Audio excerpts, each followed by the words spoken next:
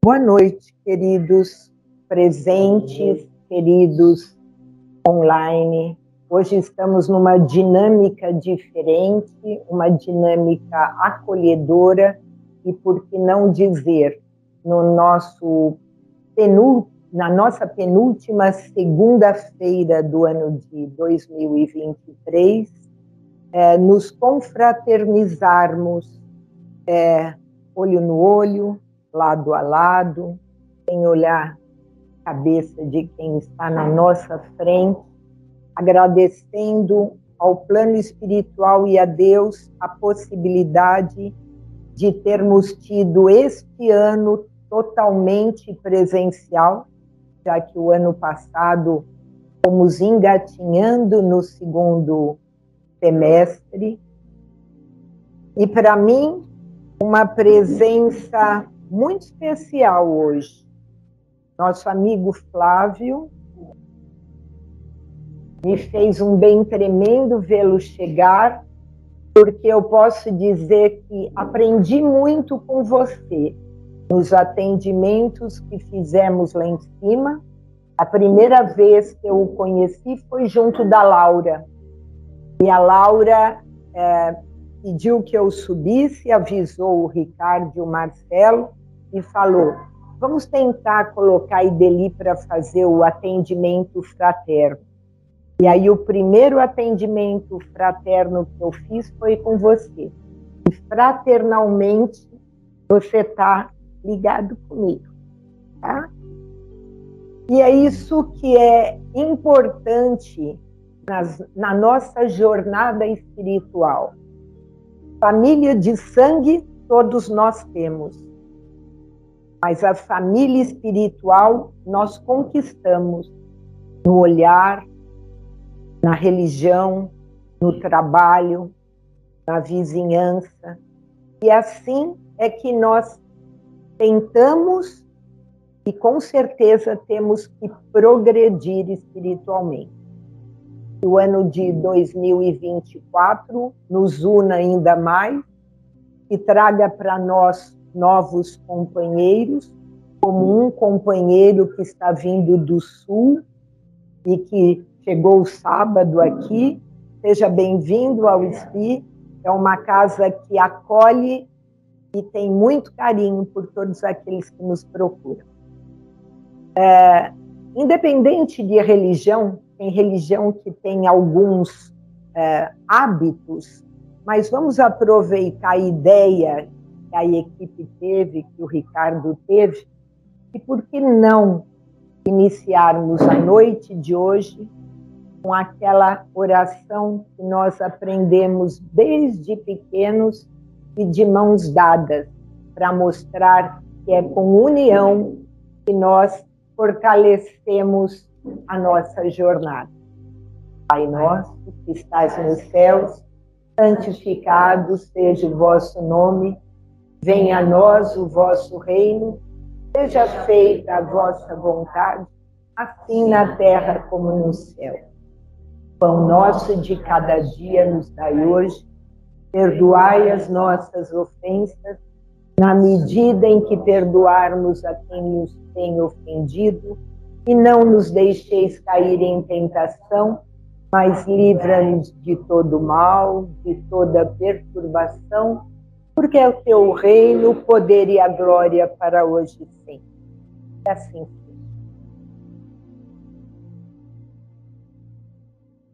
Você já tem? Então? Eu tenho.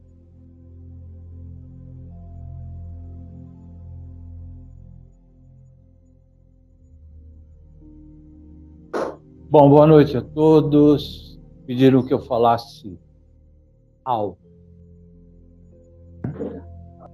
Mas eu gosto dessa disposição porque eu gosto de andar. Então, acho que vai ser legal. Tem aqui, ó. Bom, sem mais delongas, o tema de hoje da palestra é a imortalidade da alma. Então, foi uma das escolhas de alguém, né, naquela segunda-feira recente, e nós colocamos aí os post-its, né? Então, esse assunto, né, esse tema, eu já falei sobre isso anteriormente, foi solicitado. E eu estou aqui com muita alegria, com muito prazer para falar sobre isso. E pensando o seguinte, por que um espírito mais avançado, né, do que eu, por que ele não pode vir fazer uma palestra como essa? Ele está lá no plano espiritual. Ele podia vir fazer essa palestra. Mas, né, não.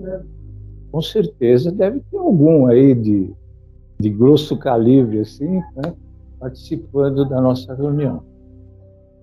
Mas eu acredito que seja uma reserva de mercado. Sabe por quê?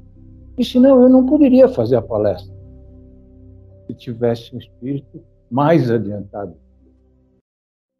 E aí eu não poderia aplicar, conduzir a minha reforma ainda.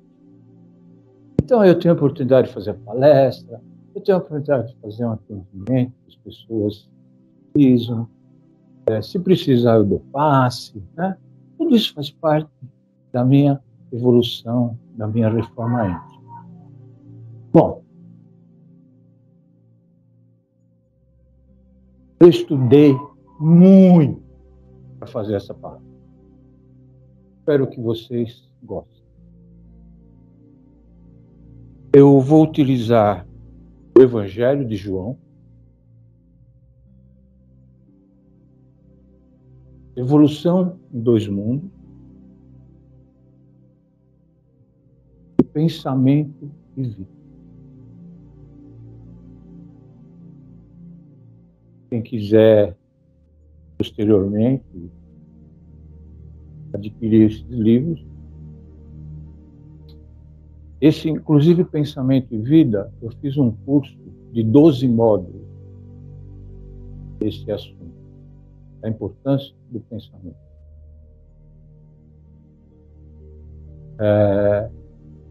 Em 2021, eu fiz isso. Vamos lá, Vanderlei? Mandei.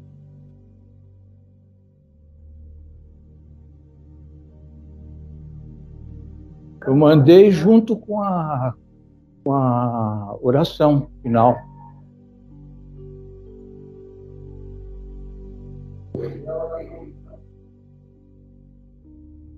Antes da oração final, não tem? PPT?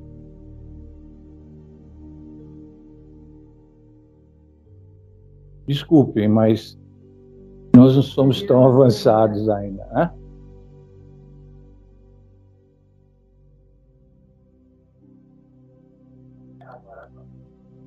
Não, eu vou te mostrar, mas...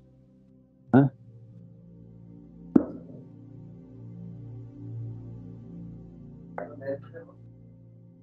Sou. Ah, você não falou nada, pô?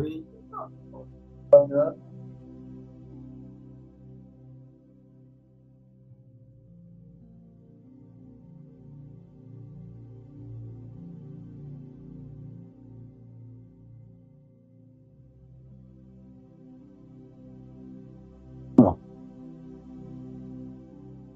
Vamos. Peraí. Vou mandar de novo.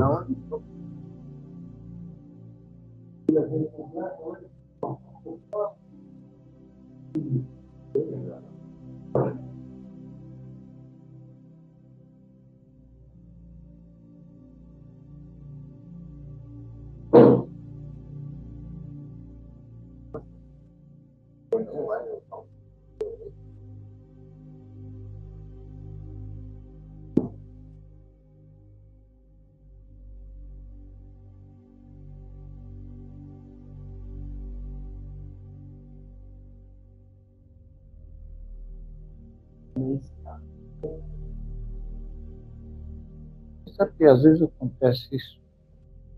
Era muito pesado. Abemos TV.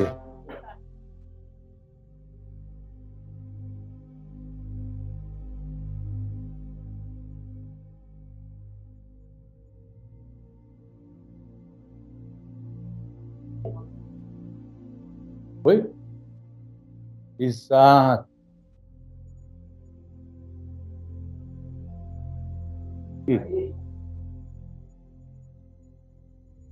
Mais um pouquinho para mais para o lado. Não, não.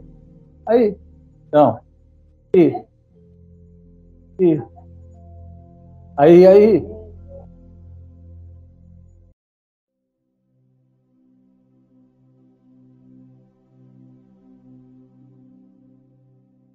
Pode.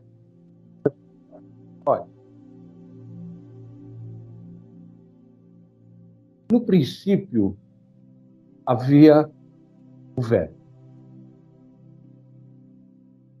Já ouviram essa? No princípio, havia o Verbo. No primeiro capítulo do Evangelho de João, o versículo 1 traz um grande desafio para todos nós. João Evangelista foi o último apóstolo a desencarnar, com 103 anos, se não me engano. E ele escreveu o Evangelho depois da morte de Jesus. Os outros foram escritos antes. Só para situar. E era o João, era o mais novo.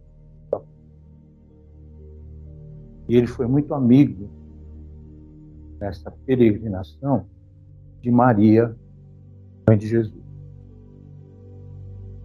Então ele escreve assim: no princípio havia o Verbo. E o Verbo estava junto de Deus.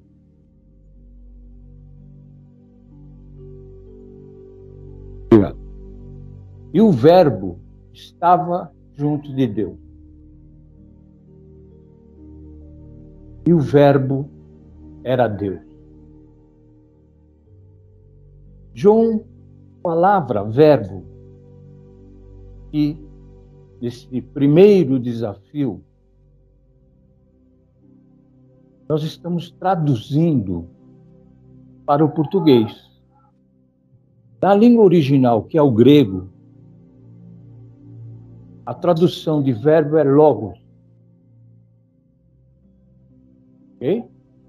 Até aqui tudo bem? Pois os evangelhos foram redigidos em grego, referentes aos séculos 2, 3 e 4.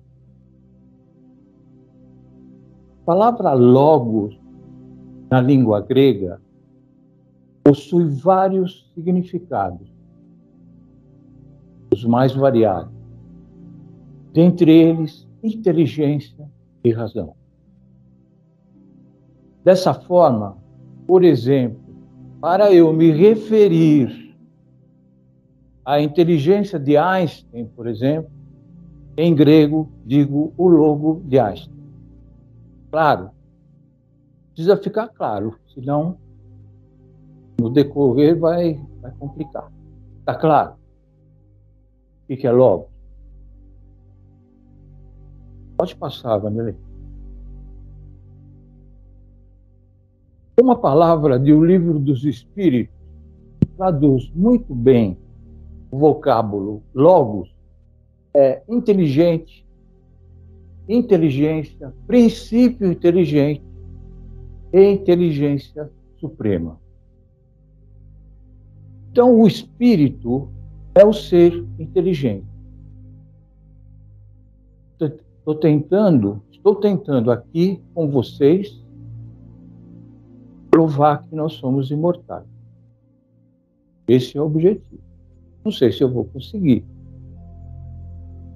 Então, o espírito é o ser inteligente da criação. Esse inteligente pode ser pensado como logo. Tá? Assim, nós podemos constatar a sutileza de significados de apenas uma palavra. Logo. Ok? Quem quiser perguntar alguma coisa, a gente não demorando muito, estou à disposição. Pode passar, Vanderlei. Nos capítulos 1, 2 e 3 do livro Gênesis, na referência à criação do homem, está destacado: façamos o homem à nossa imagem e à nossa semelhança. Então, podemos questionar: como poderia Deus falar no plural?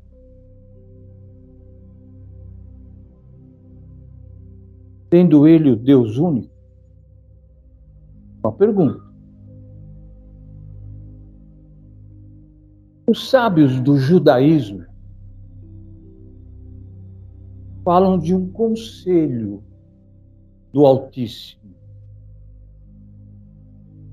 E a ideia aponta para a existência, é claro, de um Deus único, Criador de tudo. No entanto, ele possui arcanjos. Seres que estão no mais alto grau na hierarquia dos anjos. Que é o anjo comum. Eu até gostaria de ser um anjo comum, né? Não preciso ser um arcanjo. Mas o anjo comum, o serafim e os arcanjos. E são os chefes, os líderes dos anjos. Essa ideia do judaísmo nos remete à imagem de uma assembleia de espíritos puros. Quem chuta? Quem são esses espíritos puros dessa assembleia?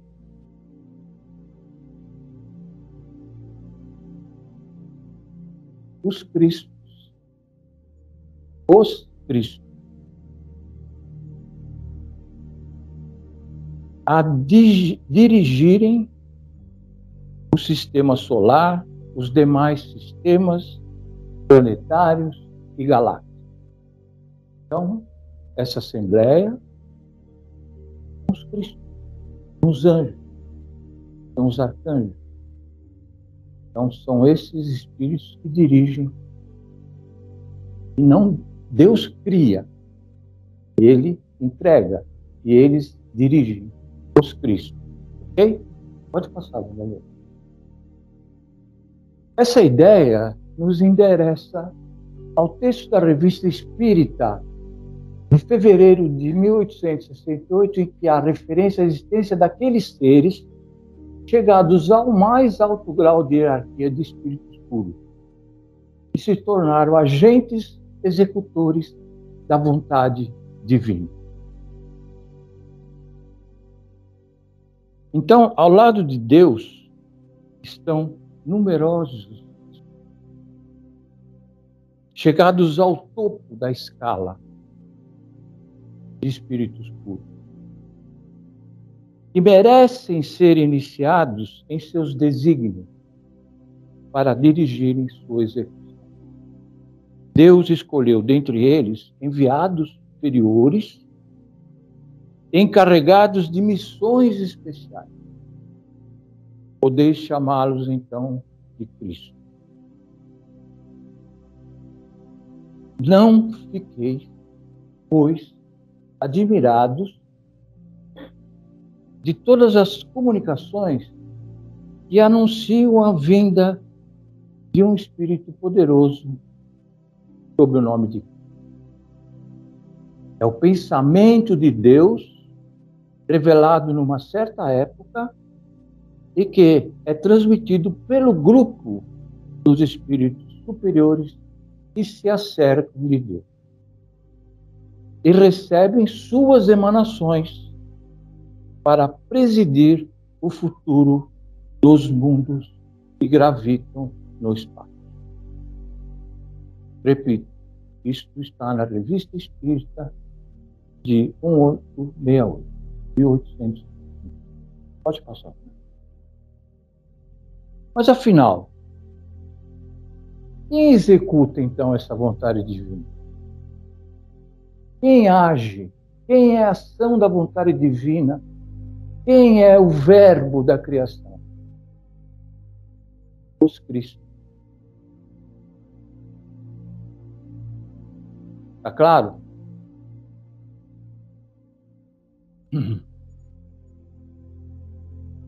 A obra Evolução em Dois Mundos explica o papel dos Cristos no sentido da criação. Ele denomina de cocriação em plano maior. Processo executado pelos Cristos, de acordo com os desígnios de Deus. Ok? Então, os Cristos executam, são co-criadores em plano maior. Pode passar, Vanderlei. Co-criação em plano maior.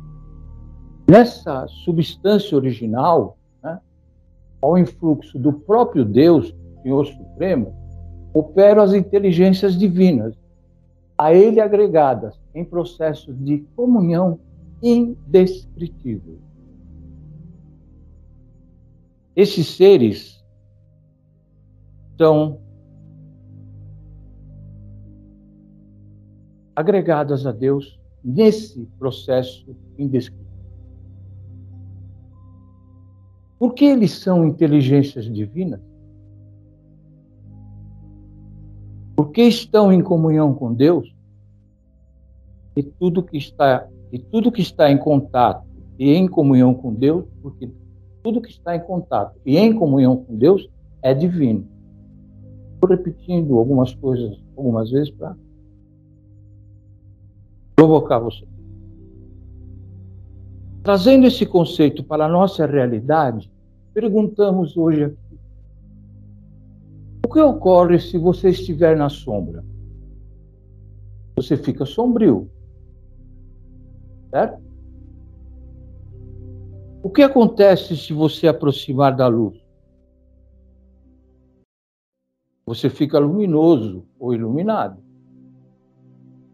Em contato com o sol, você não fica ensolarado? Em contato com a água, você não fica molhado? De modo similar, em contato com Deus, você fica o quê? Você fica envolvido pela divindade. Claro? Claríssimo, não é? Pode passar, Vanderlei. Bom, nesse sentido que nós falamos, trazer os elementos da doutrina espírita para a interpretação desse primeiro versículo do Evangelho de João amplia a nossa visão, possibilitando-nos perceber que o Verbo de Deus não é uma coluna diária em movimento, tampouco uma onda sonora. A palavra não é apenas a propagação da massa no ar. O verbo a que se refere o primeiro versículo do Evangelho de João são as inteligências divinas a executarem a vontade de Deus no universo infinito. Para termos uma noção do universo infinito, me remeto à sua palestra.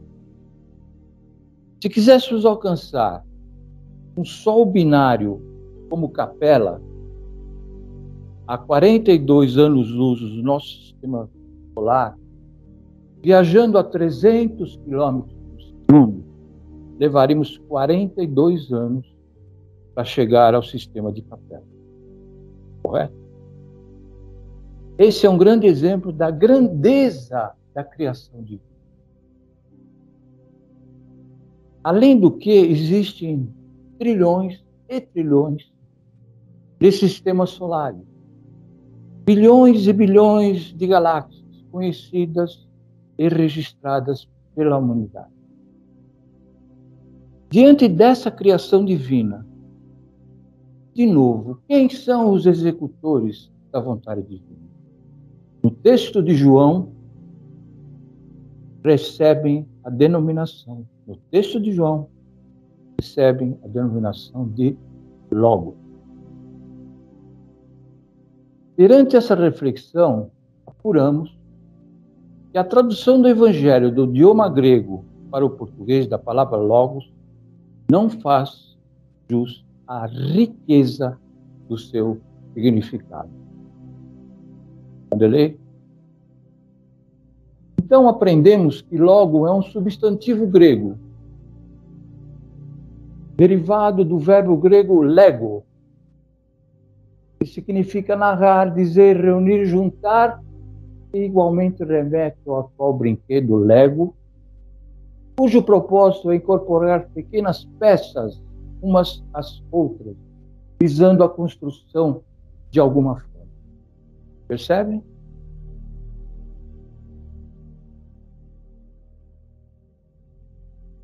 Então,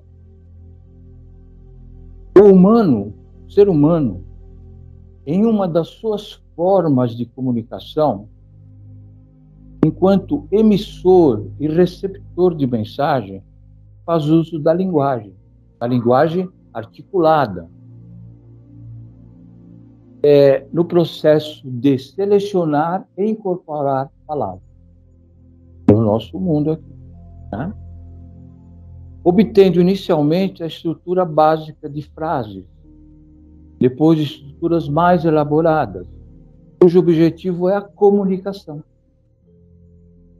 Seja ela uma transmissão de uma informação, uma saudação, um pedido, mas também o exercício de narrar, de expor um fato histórico ou do cotidiano, até um recorte pertencente à esfera do imaginário. E para sedimentar ainda mais a compreensão quanto ao sentido da palavra logo, importante se faz a leitura dos capítulos iniciais do livro A Caminho da Luz, que elucidam os meios utilizados pelo nosso Cristo, chamado Jesus, para moldar a geografia terrestre, a própria geologia do planeta. Como ele acompanhou a formação da evolução de todas as espécies minerais, a evolução biológica, desde o surgimento dos seres unicelulares até o surgimento da espécie humana. E como esse Cristo, chamado de Jesus, cujo nome é Jesus, chamado de Mestre, direciona a evolução do planeta e todas as espécies. Pode passar. Então, no capítulo 1 do Evangelho, como dissemos lá atrás, havia o Verbo.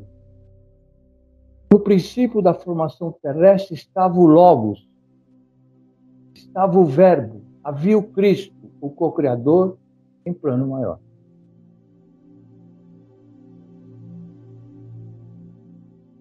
De maneira análoga, João assevera que o Criador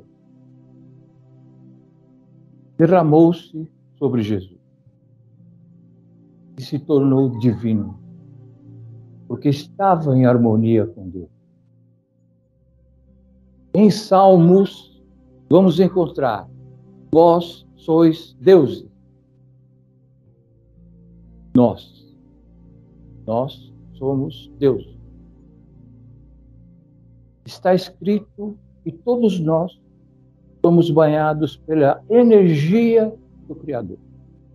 Ou melhor, à medida que realizamos a nossa evolução e o progresso espiritual, ao aprimorarmos nossos potenciais, os nossos caracteres, nós nos tornamos divinos com uma vida extraordinária. Pode passar.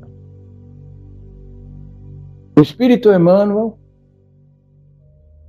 confere a seguinte definição de vida extraordinária: a vida é a experiência digna da imortalidade.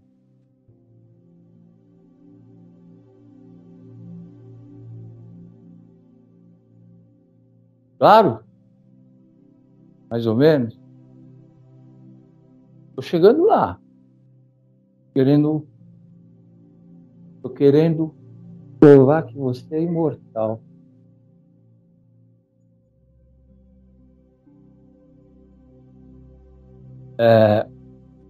A vida é aquela experiência que você quer reforçar, você quer repetir. Não se trata da experiência que você pretende corrigir, refazer, trocar. Antes é aquela que você tenciona manter e repetir. O que gera o bem comum, o amor, o progresso e o bem-estar para todos. Não apenas o seu. Pois uma experiência que gera apenas o bem-estar próprio não tem condições de ser repetida indefinidamente, nem condições de atingir o status de imortalidade.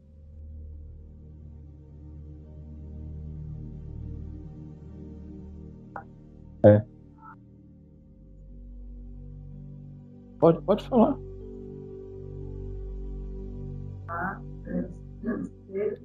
Exatamente.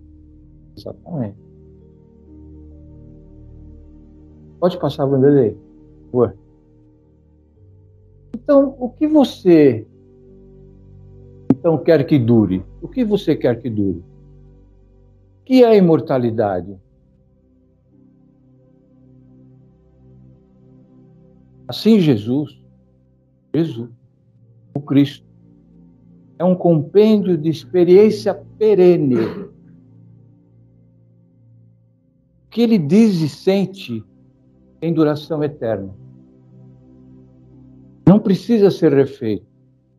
Logo, será repetido no tempo, porque ele deseja que perdure indefinidamente. As palavras, sentimentos, condutas de Jesus são de vida eterna.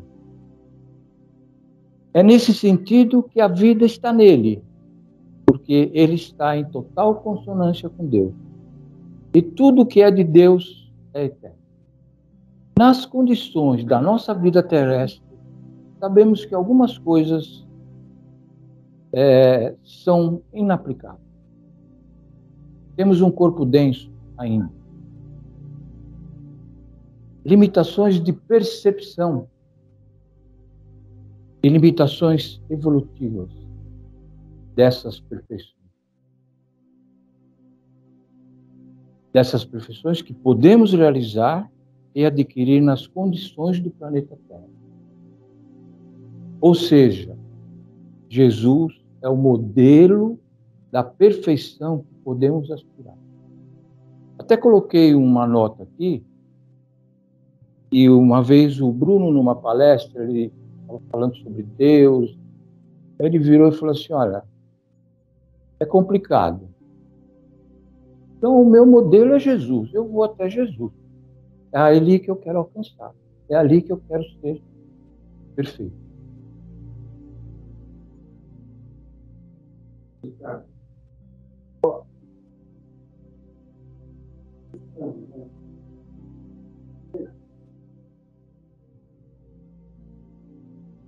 imortal. São coisas maiores, coisas celestiais. Então, a gente pode pensar que a reencarnação é finita. A reencarnação porque ela é imperfeita. Exatamente. Ah. E a reencarnação é para a gente refazer. Mas a gente tem que desejar. Entendeu? Por isso que o corpo é finito. O corpo é finito. O espírito não. O espírito não é. Quem é imortal? Obrigado. Então, tem um ser aqui, que acabamos de falar, está apto a criar algo que perdure eternamente ainda. Então, tudo aquilo que os espíritos criam tem um prazo de validade. Pode ser um planeta, pode ser um sol, uma galáxia, uma constelação. Mesmo a cocriação em plano maior obedece a certo critério temporal. Porque só Deus é o criador de toda a eternidade. Deus cria o princípio inteligente, simples e ignorante. Todos já ouviram falar sobre isso. Que evolui eternamente. Esta é uma peculiaridade do poder divino. Os espíritos são igualmente obra de Deus. Esses seres têm a origem, princípio, mas não têm fim, devido ao caráter perene de Deus. Entenderam? Toda a criação divina está pautada pela criação da semente. Desenvolvimento, aperfeiçoamento, transformação e evolução. Assim, a semente precisa ser plantada para germinar, florescer, frutificar e transformar e prosseguir pelas vias da evolução. Essa é uma qualidade do poder criador de Deus. Pode passar.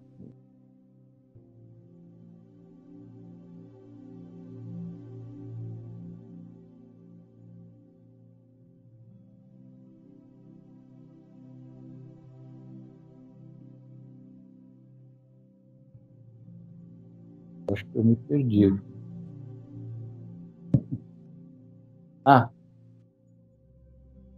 No primeiro capítulo de Evolução em Dois Mundos, isso aqui já não passou? Não. André Luiz ensina, só Deus é o criador de toda a eternidade.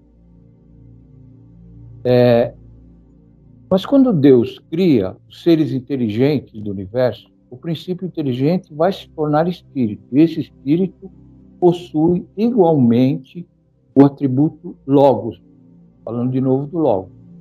Porém, não é o Criador. Por essa razão, Emmanuel, ao ser indagado no livro Consolador sobre o significado da palavra verbo no Evangelho de João, ele responde com profundidade e sutileza. O verbo é o traço divino presente em todos os seres da criação, a marca de Deus na intimidade de cada ser.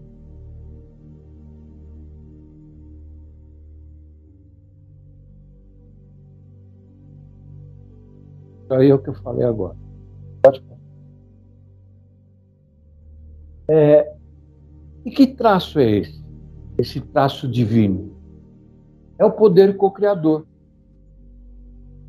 Você é um co-criador. Jesus é um co-criador.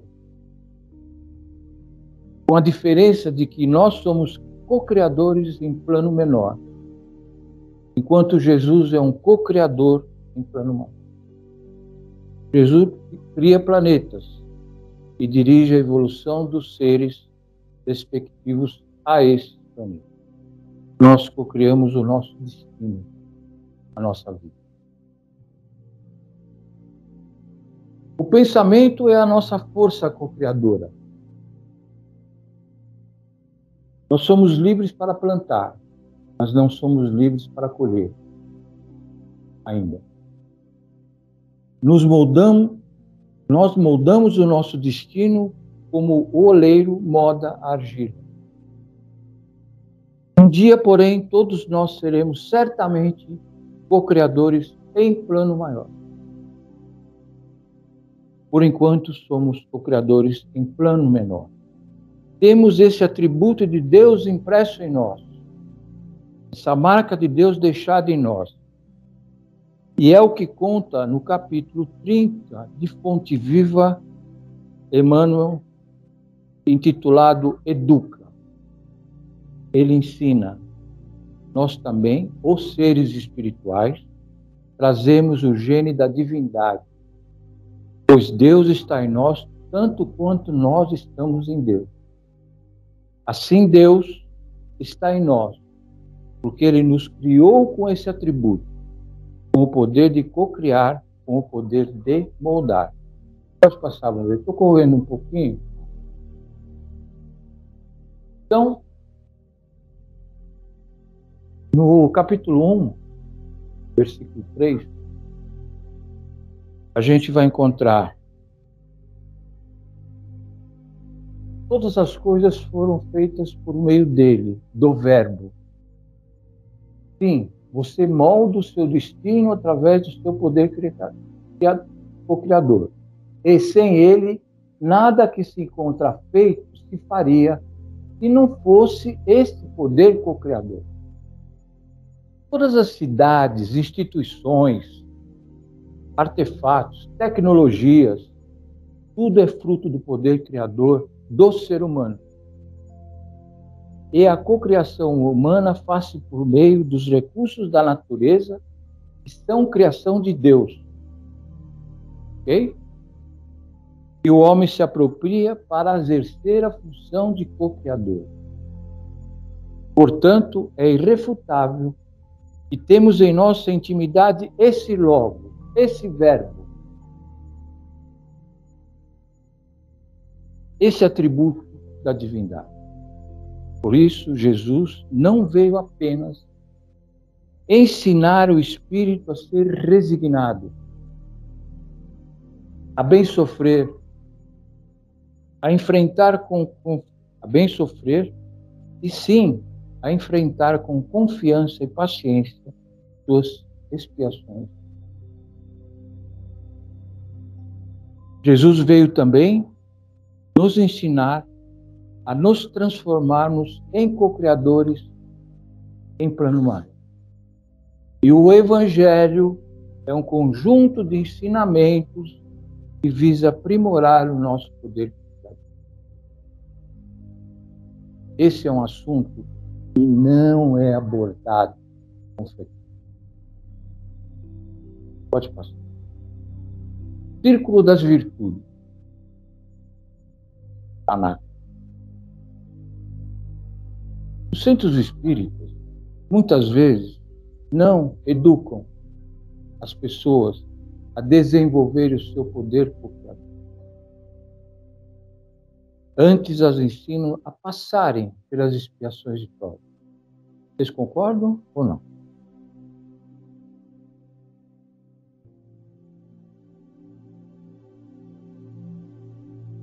E verdadeiramente não nascemos apenas para resgatar e passar por prova,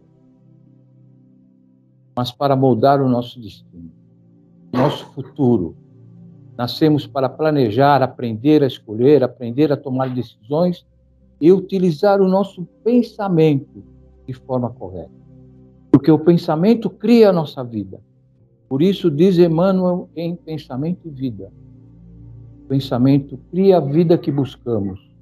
Por meio desse instrumento, dessa matéria modificada, que é o pensamento, aos poucos nós operamos a modelagem do nosso destino.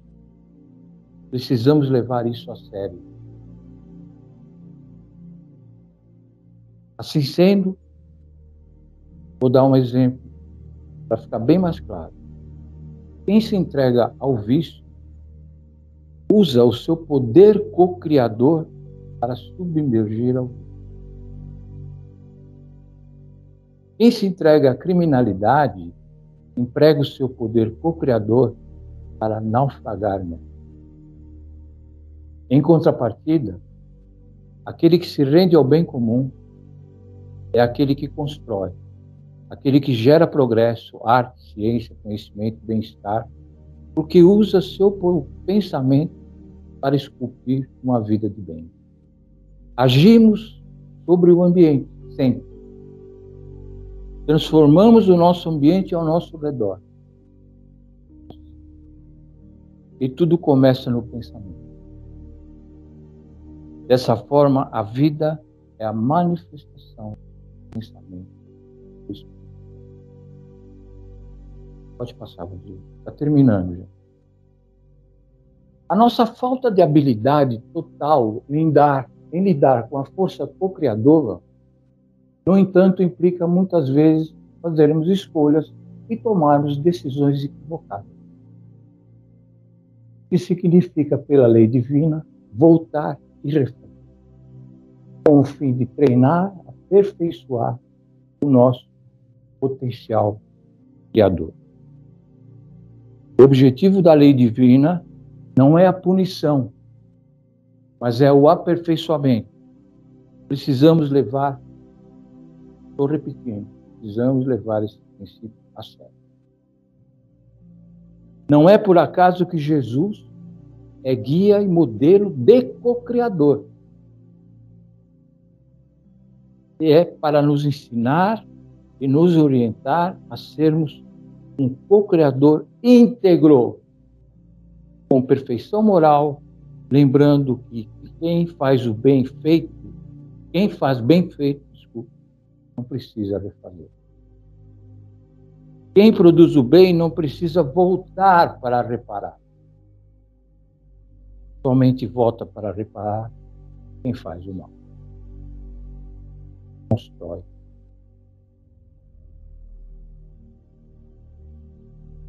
Para finalizar, deixo uma reflexão. O que temos feito com esse Logos divino dentro de nós?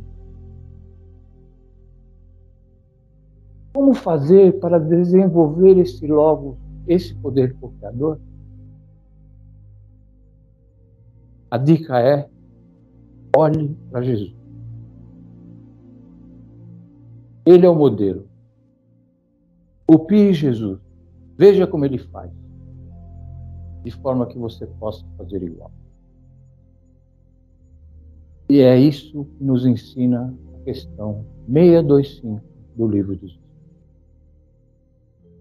De nada adianta se debruçar sobre o Evangelho e se limitar a glorificar, a exaltar Jesus, porque Jesus não é um pouco. Jesus é um modelo para ser seguido, não para ser adorado. É imprescindível aprender a co-criar.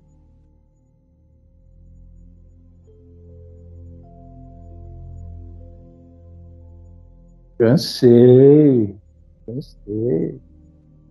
Alguma pergunta para a gente encerrar, para passar para a Adriana? Deu para entender, pelo menos, deu para entender que nós somos espíritos imortais? Mas somos espíritos imortais em evolução.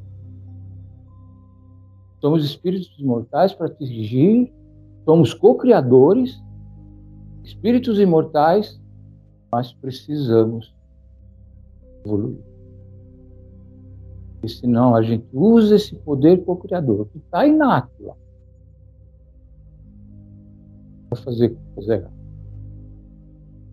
Nenhuma pergunta? Muito obrigado pelo tempo de vocês. Eu vi nos seus rostos que uns estavam falando, esse cara, acho que falando que eu não estou entendendo, outros amaram, outros ficaram indiferentes, mas não importa. Esse é